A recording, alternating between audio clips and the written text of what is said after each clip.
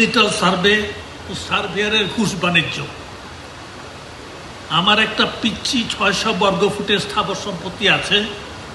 Bangladesh digital survey খতিয়ানে আমার নাম record করবার জন্যে সার্ভেয়ারের সাথে যোগাযোগ করেছিলাম। সার্ভেয়ার ১০,০০০ টাকা খরচ চেয়েছে। সারা বাংলাদেশে গরিব ও অশিক্ষিতদের দিকে বিডিএস সার্ভে করার সময় অনাচার হচ্ছে কিনা মাননীয় উপদেষ্টা জনাব আলী ইমাম মজুমদারকে খোঁজ নেওয়ার জন্য দৃষ্টি আকর্ষণ করছি। খোঁজ নেবার জন্যে এখন ঘুষাঘুষি সামাল দিতে না পারলে ফালতু বিডিএস সার্ভে আর মানুষ হয়রানি করা বাদ দিন।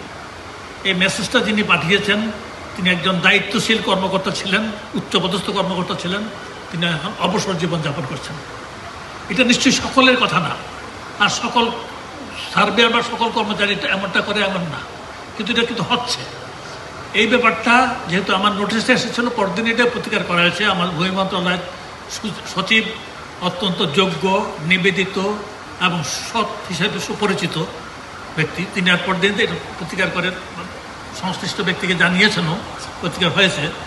কিন্তু আমরা কিন্তু খুব বেশি ক্ষেত্রে আমাদের কাছে সকলে পৌঁছতে পারে না, কিন্তু এমনটা কিন্তু ঘটছে।